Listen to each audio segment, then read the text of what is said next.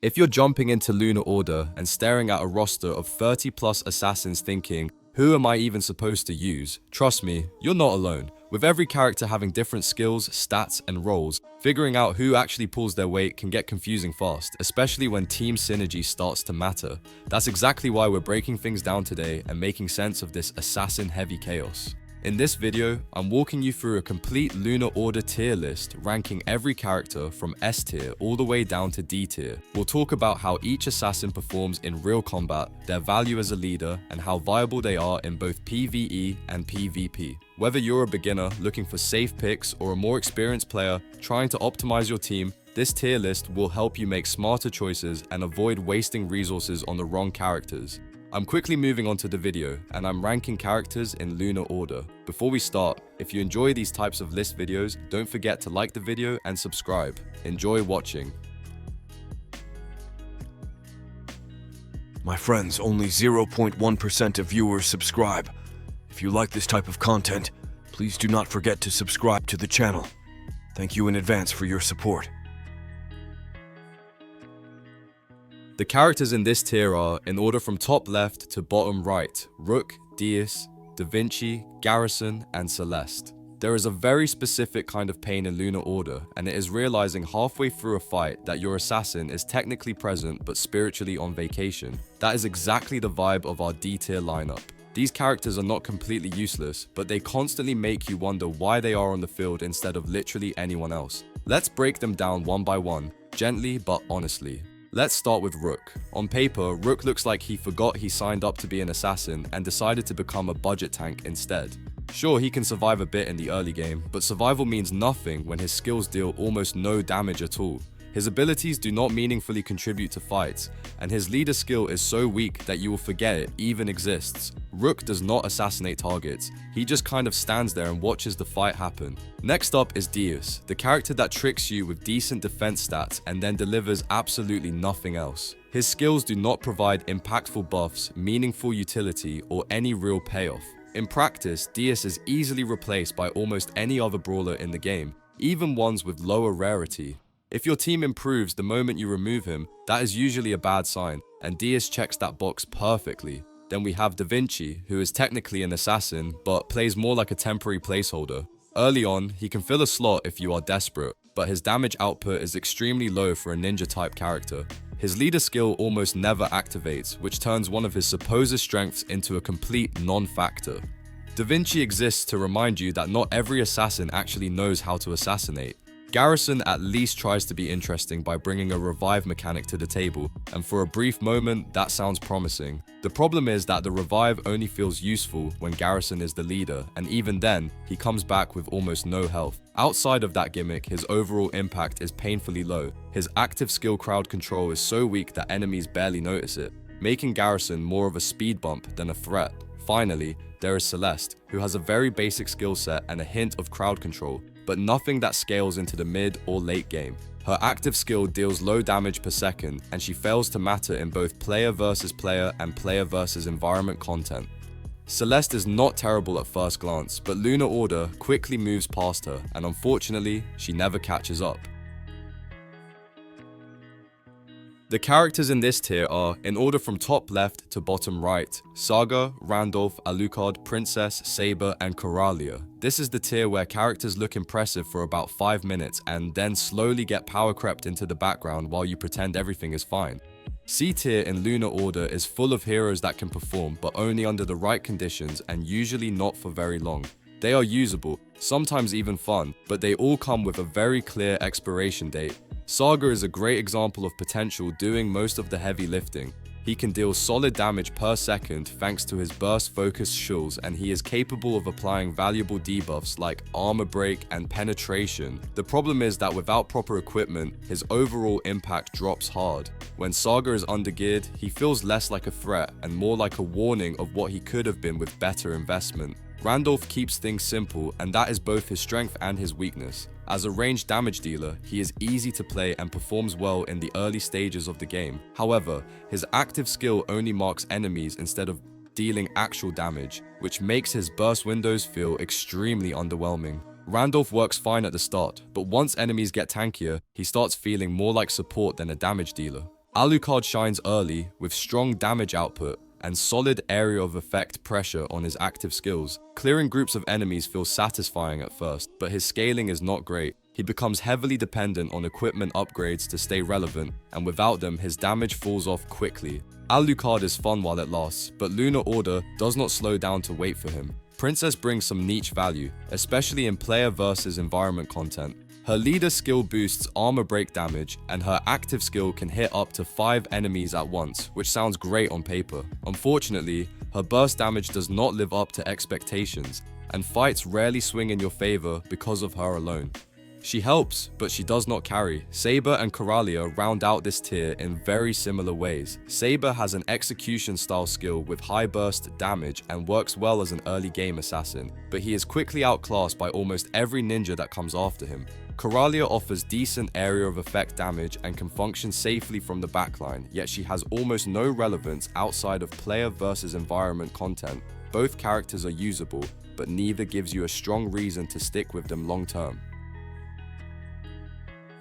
The characters in this tier are, in order from top left to bottom right, Dora, Eid, Kojiro, Rhiannon, Zucker, V, and Ailey. This is the tier where characters stop embarrassing you in fights, but still do not quite earn a permanent spot on your dream team. B tier units in Lunar Order are solid, reliable, and sometimes even impressive, yet they always come with a ceiling you can clearly see. They get the job done, just not forever. Dora kicks things off strong with excellent ranged burst damage that feels genuinely impactful. Her special skill boosting the team's damage penetration gives her real value in coordinated setups, especially in the early and mid stages. The downside is her leader skill, which does not scale well into the late game, making her less appealing once tougher content demands stronger global bonuses. Eid is one of those characters that feels safe to play. He can absorb a respectable amount of damage while still contributing damage per second, making him a dependable frontline option across most game modes. Unfortunately, his damage scaling starts to fall off after the mid-game, and once enemies outgrow him, he becomes more of a shield than a threat. Kojiro thrives on precision and timing. His skills deliver high single target burst damage, making him a strong assassin choice from early to mid game. However, his leader skill provides no meaningful buffs, which limits his overall team value. Kojiro shines when he strikes, but outside of that moment, he does not offer much else. Rhiannon is built like a wall and plays exactly like one. With decent durability and strong defense stats, she can soak up a surprising amount of damage in both player versus environment and player versus player content. The problem is her offense, which is so low that her damage output is almost negligible. She survives everything but threatens nothing.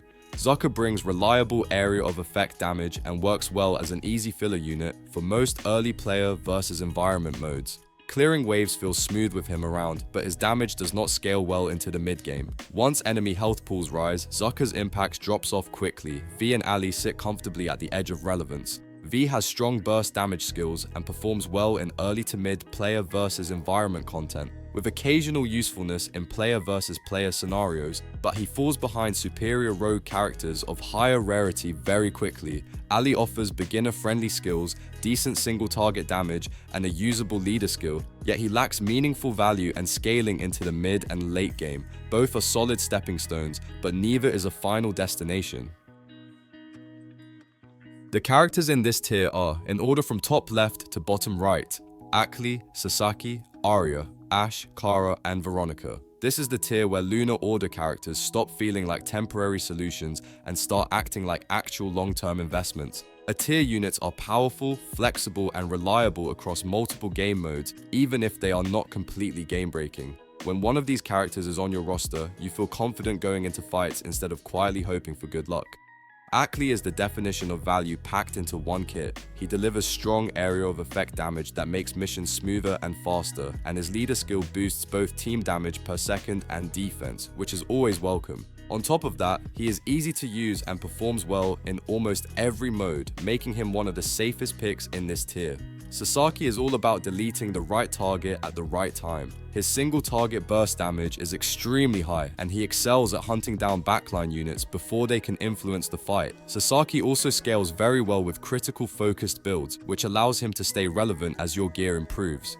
Arya brings a very satisfying execution-style active skill that thrives in burst-heavy team compositions. Her leader skill increases both debuff stack application and the overall damage dealt by the team, creating strong synergy with other burst assassins. When Arya is leading, fights end faster, and that alone makes her incredibly valuable. Ashe focuses on consistency rather than flashy moments. He delivers steady area of effect damage over time and comes with a leader skill that shines in raids and elite missions. His scaling from early to mid-game is strong, making him a reliable core unit while your roster is still developing.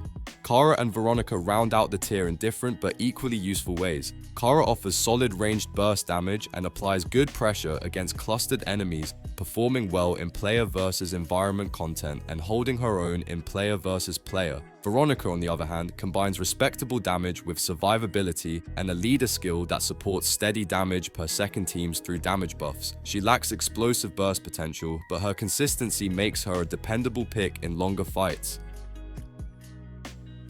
The characters in this tier are, in order from top left to bottom right, Draven, Hattori, Nova, Gage, and Finch. This is the moment where builds stop being good enough and start feeling unfair.